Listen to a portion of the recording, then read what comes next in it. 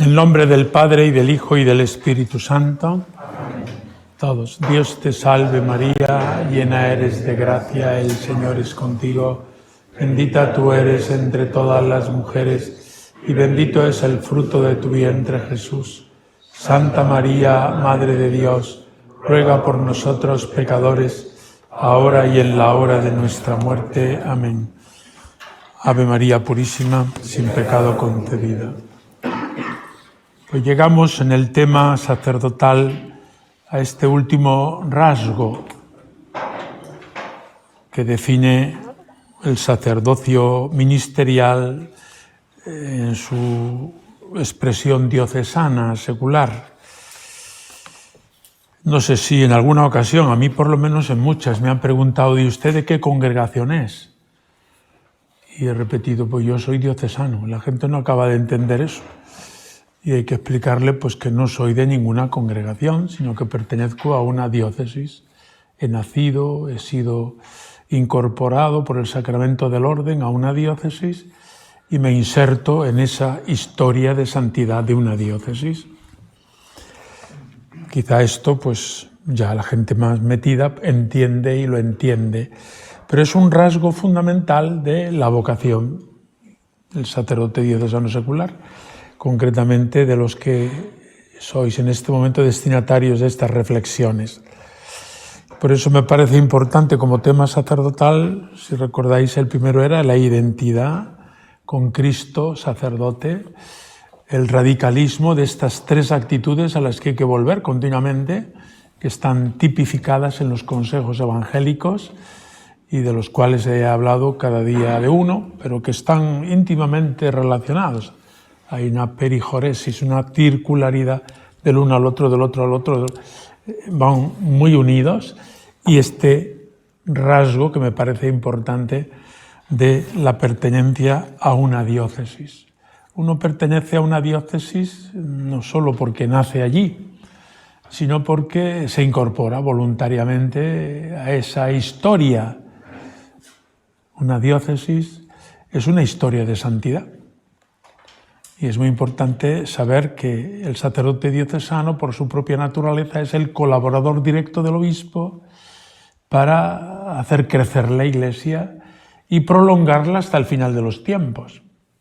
Esta diócesis de Orihuela-Alicante tiene su origen y conviene que los sepáis, los estudiéis, los tengáis en cuenta y se los enseñéis también a los fieles para que lo valoren, ¿no?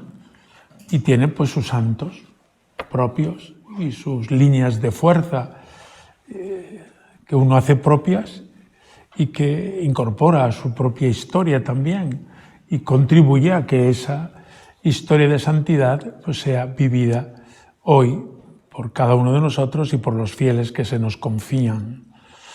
Fijaos que la estructura de la Iglesia es universal, presidida por el Papa, y la Iglesia es particular en cada diócesis, in quibus et ex quibus, en las cuales y de las cuales se construye o se constituye la Iglesia universal. No es que haya como dos realidades diferentes, sino que es la misma realidad, la Iglesia universal concretada en la Iglesia particular. Por tanto, la Iglesia particular es, diríamos, la Iglesia tipo, siempre en la comunión, no que esta Iglesia particular u otra se separe de la comunión que preside el Papa, en definitiva, ¿no?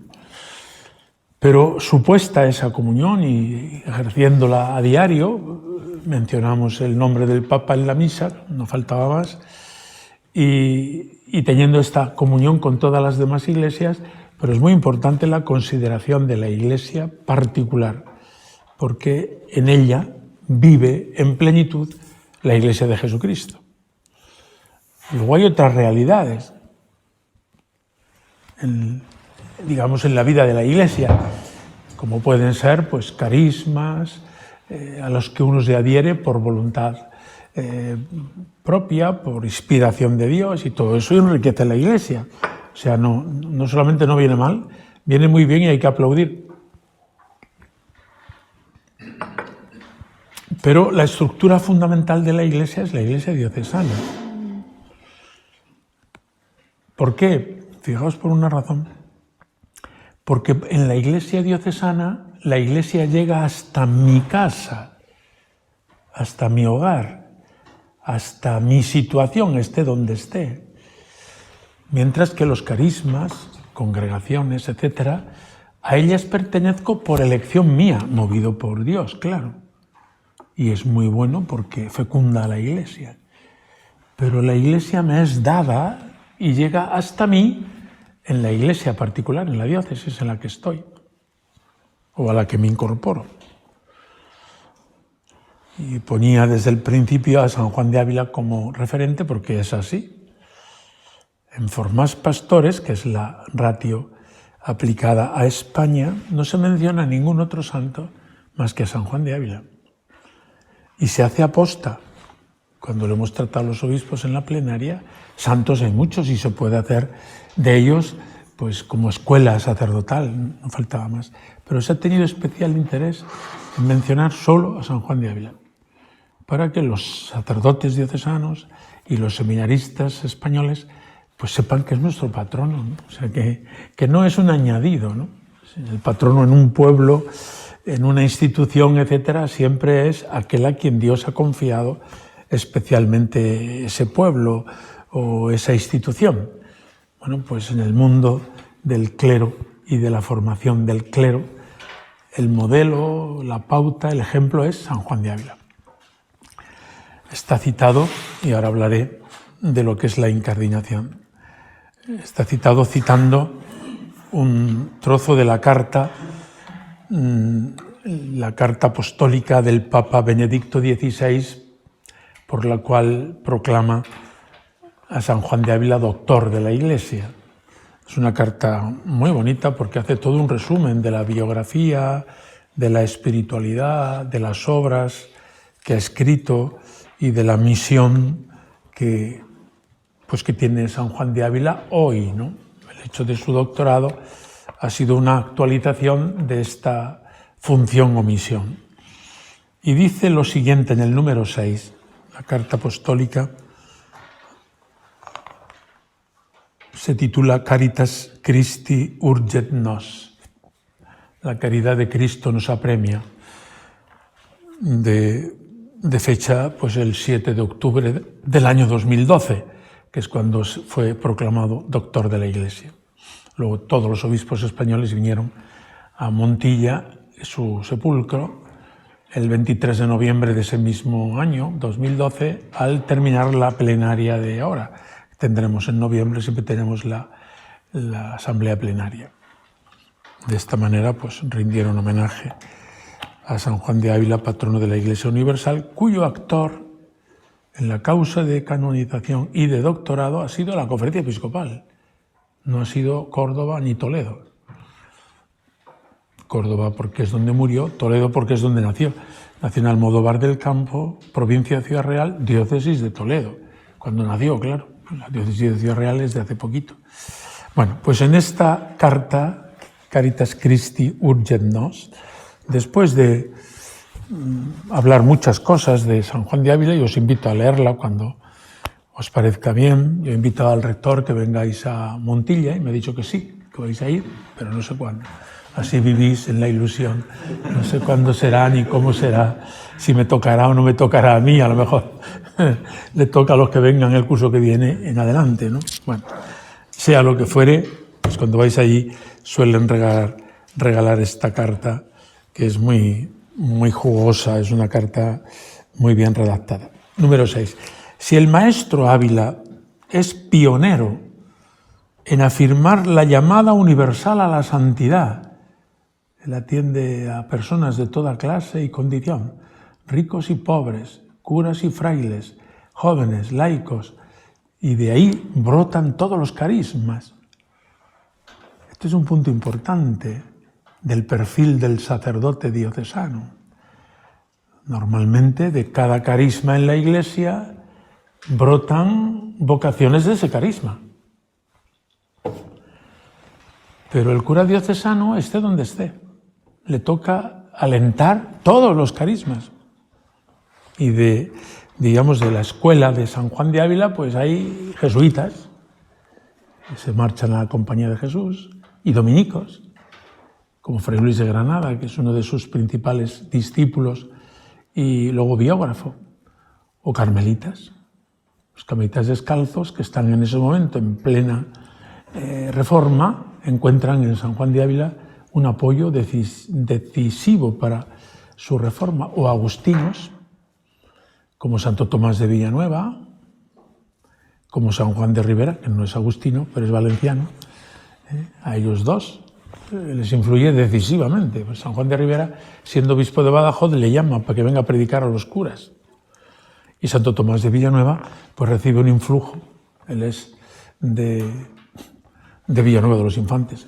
Ninguno de los dos son valencianos de origen, pero son los dos arzobispos de Valencia, influidos muy fuertemente. Es más, todo el espíritu y talante de San Juan de Ávila es difundido por ellos, por uno y por el otro, en todo el levante español. O sea que ahí fue muy difundida la actitud, sobre todo la doctrina cristiana, que San Juan de Ávila usaba para la catequesis, etc. Bueno, si el maestro Ávila es pionero en afirmar la llamada universal a la santidad, resulta también un eslabón de una cadena, imprescindible en el proceso histórico de sistematización de la doctrina sobre el sacerdocio. Podíamos remontarnos a las tres grandes obras clásicas, bueno, aparte de San Agustín, el Sermón de Pastores, ¿no? Pues luego viene San Gregorio Nacianceno, que escribe el libro de Fuga, o San Juan Crisóstomo escribe los 6 libros del sacerdocio, son 6 capítulos de un libro. No podéis ordenaros sin haber leído estos libros. Y la regla pastoral de San Gregorio Magno. Esos son los 3 libros del sacerdocio en la antigüedad. San Gregorio Nacianceno escribe el libro de Fuga porque cuando iba a ser ordenado se escapó de la ceremonia, se fue al monte. Es decir, no pudo ser ordenado. Cuando ya se serenó y pasado 1 año, 2, 3, los que fueran, volvió, pues lo ordenaron, pero lo ataron de pies y manos como un cordero para que no se pudiera mover. Y lo ordenaron con libertad, sí, pero ya no con el pronto de si me voy. Y cuando es ordenado, después de ordenado, escribe un libro sobre mi fuga o por qué me he fugado. Es un verdadero y bonito libro, breve, muy breve, bonito libro del sacerdocio, o sea, como él se considera indigno de recibir, y lo describe muy bien lo que es el sacerdocio ministerial, es un libro a leer. Y San Juan Crisóstomo se había hecho amigo de San Basilio desde jóvenes, y los dos pues hicieron el uno con el otro promesa de no aceptar nunca el episcopado, porque se iban a dedicar al estudio, a la oración, a la lectura, a la vida más bien eremítica monástica. Son como monjes. Y entonces vienen un día a Juan Crisóstomo y le engañan. Le dicen, tu amigo Basilio ya ha sido ordenado. ¿Pero cómo? Claro, entonces no había WhatsApp, ni internet, ni... Si te lo dicen, pues hasta que lo verificas. Total, que lo piensa y lo decide y se ordena. Cuando ya está ordenado, le dicen a Basilio, tu amigo Juan, ya ha sido ordenado. Fue un engaño a toda luz. Y son los grandes Juan Crisóstomo, el Boca de Oro, y San Basilio, que más grandes no pueden ser, ¿no? Y entonces San Juan Crisóstomo escribe los 6 libros de sacerdocio. Preciosos, son 6 capitulitos, se leen en una tarde, ¿no? Fácilmente. Ya más larga es la Regula Pastoralis o la regla pastoral de San Gregorio Magno. Dicen que Juan XXIII la tenía en la mesita de noche y todas las noches leía un capítulo de la Regula Pastoralis. Y él, en algunas de sus predicaciones o catequesis, aludió a que la regla pastoral era necesaria para el que tiene la cura de almas, porque ahí luego todo el mundo cita la Regula Pastoralis continuamente, ¿no? El concilio, por supuesto, etc. Así que un eslabón en la sistematización que viene desde los apóstoles, la revelación de Cristo, he puesto estos 3 hitos, por decir, pero un eslabón en la elaboración de la doctrina sobre el sacerdocio, la tenemos en San Juan de Ávila. El tratado del sacerdocio de San Juan de Ávila, pues es de lectura obligatoria cuando uno pueda. Pero bueno, pues en vez de perder el tiempo en otras cosas, pues de vez en cuando puede uno leer cosas sustanciosas. Y ahí está. Pero no solo el tratado del sacerdocio, están sus cartas a los sacerdotes, a al otro, o las pláticas a los sacerdotes, que son magistrales, etcétera, o los memoriales al Concilio de Trento. Que hable don Pedro Guerrero y sus papeles, dice el presidente, constan las actas del concilio. Los papeles de don Pedro Guerrero eran los memoriales de Trento de San Juan de Ávila, que llegaron al aula a través del arzobispo de Granada, que era su amigo. Y bueno, él fue llamado para estar en Roma y acompañar, pero no pudo ya porque la salud la tenía un poco cascada y no le acompañó.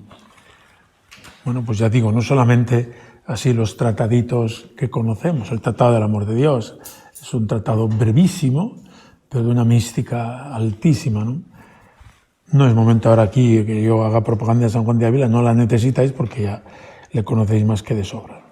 Así que, siendo pionero en afirmar la llamada universal a la santidad, resulta un eslabón imprescindible en el proceso histórico de sistematización de la doctrina sobre el sacerdocio. Punto y seguido. A lo largo de los siglos, ya una vez que él ha muerto, sus escritos han sido fuente de inspiración para la espiritualidad sacerdotal. Muchos sacerdotes en España, sin duda, han tenido esta inspiración, sobre todo en el momento después de su beatificación, que fue en el año 1894. Hay toda una generación de, por ejemplo, la Hermandad de Sacerdotes Operarios, pues lo difundió mucho. Los habilistas y beben de esa fuente. El propio don Diego, he oído decir a los formadores, pues beben las fuentes de San Juan de Ávila. En el año 1946 es declarado patrono del clero secular español, a petición de todos los obispos españoles, capitaneados en ese momento por el cardenal Parrado, arzobispo de Granada, y es a él a quien le responde el Papa declarando este patrocinio. Pero es el momento de fervor en la posguerra, después de la persecución religiosa que fue tan fuerte, en la que fueron asesinados miles y miles de sacerdotes en España, y también laicos y religiosos y religiosas, pues hay todo un brote enorme que llenó los seminarios y que hizo construir seminarios en todas partes grandísimos y que ahora muchos de ellos están batidos porque no estamos en ese momento, ¿no? Pero bueno, ahí está ese momento histórico, ¿no? Que crece en el fervor en torno a San Juan de Ávila, que hace que se pida la canonización equivalente, que fue en el año 70, y luego el doctorado, que ha sido en 2012. A lo largo pero no solo en España. La escuela sacerdotal francesa, que es de las más famosas escuelas sacerdotales en la historia de la espiritualidad sacerdotal, una escuela sacerdotal que es capitaneada por Berulle, cardenal Berulle, o por Condren, Olier. En esa escuela se forma San Vicente de Paúl y el cura de Ars, la escuela sacerdotal francesa. Pues la escuela sacerdotal francesa bebe directamente de San Juan de Ávila y lo proclama el tal Berulle. Si existiera Juan de Ávila, le llamaría, si viviera, porque son inmediatamente posteriores, de finales del siglo XVI, principios del XVII, la escuela sacerdotal francesa, que ha influido enormemente en el mundo mundial. Si viviera Juan de Ávila, le llamaríamos para que presidiera la escuela sacerdotal. De hecho, pues son sus cartas, sus escritos, sus tratados de sacerdocio, etcétera, etcétera, los que la escuela sacerdotal francesa elabora y difunde por el mundo entero. Cuando se ha hecho el doctorado de San Juan de Ávila, se ha insistido mucho en ese influjo universal que San Juan de Ávila ha tenido a partir o a través de la escuela sacerdotal francesa en San Juan María Vianney, el cura de Ars. El cura de Ars tenía las obras de San Juan de Ávila en su estantería, que las leía, y entonces no había como ahora ebook y no sé cuántos libros que tenemos que a veces no vamos a leer. Me decía mi madre cuando venía con libros a casa, una anécdota, ¿pero te has leído los que tienes? Y digo, pues no, todos no, pues ¿para qué compran más? Ya no entendía que yo comprara un libro si no me había leído los que tiene. Pues lo entendéis perfectamente. Bueno, pues tenemos libros para dar y tomar. Y a veces nos gastamos el dinero tontamente en eso, que es una afición buena, pero que a veces podríamos moderarla. Bueno, pues en el tiempo del cura de Ars no había ni tanto dinero, ni tantos libros, ni tanta historia. Pues él tenía en su estantería lo que había entonces publicado de San Juan de Ávila. A lo largo de los siglos, sus escritos han sido fuente de inspiración para la espiritualidad sacerdotal. San Francisco de Sales, en la introducción a la vida devota, a poco que lo leáis, en las 20 primeras páginas le cita 4 o 5 veces a San Juan de Ávila, puesto que él había bebido, y San Antonio María Claret, y bueno, una serie de santos, San Alfonso María de Ligorio, son santos que lo citan, bueno, como que para ellos es familiar. Lo digo para que os animéis a ser familiar con San Juan de Ávila. A lo largo de los siglos, sus escritos han sido fuente de inspiración para la espiritualidad sacerdotal. Y se le puede considerar, dice Benedicto XVI, que es muy exacto se le puede considerar como el promotor del movimiento místico entre los presbíteros seculares. Promotor, es decir, el primero que ha alentado la vida y el movimiento místico sacerdotal entre los presbíteros seculares. Su influencia se detecta en muchos autores espirituales posteriores.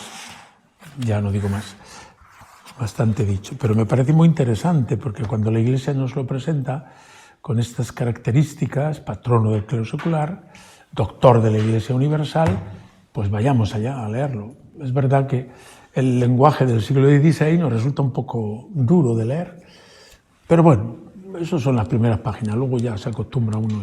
Pasa lo mismo con Santa Teresa, San Juan de la Cruz o San Ignacio, son todos de la misma época. Y cuando los lees, de pronto resulta un poco dura la lectura. Por eso se están publicando, acaba de salir ayer, el 4º tomo de San Juan de Ávila leído hoy. Es decir, con castellano de hoy, del siglo XXI, que tiene todo el contenido, pero de manera que no te resulte chocante en la lectura, en la construcción gramatical y tal. Bueno, el que quiera que lo lea en una manera o en otra. Acaban de salir los 2 últimos tomos que estaban agotados, los 4 volúmenes, así que aprovechad a comprarlos, que luego después se agotan, y así los tenéis a mano.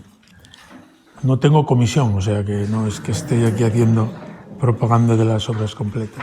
Pero quería también subrayar, aparte de presentaros, porque así lo digo como San Juan de Ávila. San Juan de Ávila fue invitado a ser jesuita y hubiera sido un grandísimo jesuita. Dice San Ignacio de Loyola, que no es andaluz y por tanto no exagerado en piropos, ¿no? Dice esta frase: ¿quiera venir el maestro Ávila a la compañía? Que lo recibiríamos como el arca del testamento. Porque si se perdiera la escritura, con tenerle a él, la tendríamos encontrada. Eso te repito que es un piropo, vamos, de los más gordos que San Ignacio ha dirigido a nadie en su vida. O sea, le tenía, y le conocía, claro, y leía sus escritos, sus cartas, y tenía oído directo de testigos. Bueno, pues ahí en la basílica está puesto, pues sabe, la basílica donde está enterrado San Juan de Ávila, o su sepulcro, es un templo jesuita que ha pasado a la diócesis por cesión gratuita y tal, se renueva cada 10 años. Le dije al prepósito general, el padre Adolfo Nicolás, pues ya podían darlo del todo, y ya está, no hace falta estar aquí cada 10 años haciendo la renovación. Y dice, no, una respuesta muy jesuítica, no, porque iríamos contra la voluntad de San Juan de Ávila, que quería estar enterrado en un templo de la compañía. Bueno, muy bien, o sea, que no nos lo dan por esa razón.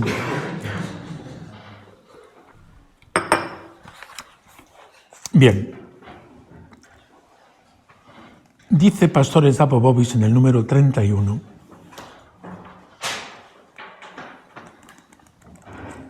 como toda vida espiritual auténticamente cristiana, también la del sacerdote posee una esencial y irrenunciable dimensión eclesial. Se inserta en la Iglesia. Es participación en la santidad de la misma Iglesia, en la comunión de los santos, etc., ¿no? En esta perspectiva es necesario considerar como valor espiritual, por tanto algo que hay que cultivar, valor espiritual del presbítero su pertenencia y su dedicación a la Iglesia particular, lo cual no está motivado solamente por razones organizativas y disciplinares. Al contrario, la relación con el obispo en el único presbiterio, la coparticipación en su preocupación eclesial, la dedicación al cuidado evangélico del pueblo de Dios en las condiciones concretas históricas, son elementos de los que no se puede prescindir al dibujar la configuración propia del sacerdote y de su vida espiritual, lo que os he dicho antes. Repito, a San Juan de Ávila le invitan San Ignacio a entrar en la compañía. Él, por otra parte, dice lo mismo en relación con la compañía. Dice, yo era como un niño pequeño que quería levantar una gran piedra en la reforma de la Iglesia. En aquel momento estaba muy fuerte, ¿no? Y todos muy sensibles a esa reforma. Y ha venido Ignacio con su compañía y es capaz de levantarla. Bueno, pues apreciaba este carisma de Ignacio y de su compañía. En este sentido, la incardinación, entre comillas, es un aspecto jurídico, no se agota en un vínculo puramente jurídico, sino que comporta también una serie de actitudes y de opciones espirituales y pastorales que contribuyen a dar una fisonomía específica a la figura vocacional del presbítero. ¿De qué orden es usted? Yo soy diocesano de Orihuela y Alicante, que está antes que todas las órdenes, desde el punto de vista eclesiológico. La diócesis es antes que todas las agregaciones e iniciativas que enriquecen muchísimo a la Iglesia. Por tanto, ir a la diócesis, pertenecer a la diócesis, no es ser presbítero de segunda categoría. No. Jugamos en la primera preferente. Esto es así, porque pertenecemos a la Iglesia en lo más, digamos, nuclear, que es la Iglesia particular, diocesana. Importante este aspecto. Con lo cual, todas las demás características, las que hemos hablado del radicalismo evangélico, o todos los demás aspectos a los que me he referido, deben vivirse en primera persona y con toda intensidad. Lo dirá después. Eso no excluye que el sacerdote sea misionero, claro. El Papa Juan Pablo II, en Redentoris Missio, la misión del Redentor, esa encíclica, que comienzo de los años 90, dice que el primer responsable de la misión ad gentes es la Iglesia particular. A algunos se le ocurría decir, pero no son los comunianos que son fundados para evangelizar África, o no son, qué sé yo, tantas congregaciones misioneras que gracias a Dios han llevado adelante la tarea misionera. No. Redentoris Missio te dice que la primera responsable de la misión ad gentes es la Iglesia particular. Y en la Iglesia particular el obispo y los presbíteros tienen que ser misioneros por su propia naturaleza. Número 10 de Virtutum Ordinis. Sepan los que son ordenados e incorporados a una Iglesia particular que su destino es la Iglesia universal. Eso por la entidad propia de la ordenación. Eres ordenado para la Iglesia universal en una Iglesia particular, porque el tema Iglesia particular e Iglesia universal, lo estudiaréis en eclesiología, no se oponen, sino que es complementaria. Además, la Iglesia universal no es una entelequia, sino que vive en las iglesias y desde las iglesias particulares. La Iglesia particular es la diócesis, claro. Por tanto, no merma esta pertenencia el espíritu misionero, la dimensión misionera y el ímpetu misionero que debe tener todo sacerdote. También en su parroquia, también en la tarea, hoy día más que nunca, esta nueva evangelización pues se hace con talante y espíritu misionero, está claro. Pero misionero en el sentido de ad gentes. Todo sacerdote diocesano en algún momento de su vida debería introducir al menos la posibilidad luego a lo mejor no la puede realizar, pero debe entrar en su esquema, bueno, pues siempre con permiso del obispo, claro. Los obispos siempre piensan que somos pocos en la diócesis, siempre estamos escasos, pero algunas veces, movidos por el Espíritu Santo, dejan al cura que se vaya a misiones, ¿no? Bueno, pues en su momento se puede proponer a este obispo, al que venga, o al siguiente. Yo he tenido 10 obispos en mi tiempo de seminarista y presbítero, o sea que no es solo un obispo, pero el que ahora mismo tenemos, ¿no? Pues es importante esta dimensión que yo debo albergar precisamente por ser sacerdote diocesano. Pertenece al perfil del sacerdote diocesano la preocupación misionera por todas las iglesias. Decía una vez Juan Esquerda, que sabéis es un autor, todavía vive, tiene 94 años y está más lúcido que Lucio, muy experto en San Juan de Ávila y tal. Decía, yo a los obispos les digo, si usted tuviera 2 presbíteros en su diócesis, uno para atender la diócesis y otro déjelo marchar a misiones. Los obispos a los cuales nos lo decía, decíamos todos así, bueno, eso habrá que verlo, ¿no? Porque claro, con uno no hacemos nada y con uno que se vaya tampoco. Bueno, es una manera de hablar, pero que entendáis que el aspecto misionero no viene por carisma especial, ni por agregación en una forma carismática, viene por el propio sacerdocio. El sacramento del orden, por su propio dinamismo, tiene un dinamismo misionero. Y aquí lo recuerda. Es necesario que el sacerdote tenga la conciencia de que su estar en una iglesia particular constituye por su propia naturaleza un elemento calificativo para vivir una espiritualidad cristiana. No es lo mismo ser y pertenecer a esta diócesis que pertenecer a otra. Cada diócesis tiene su propia historia.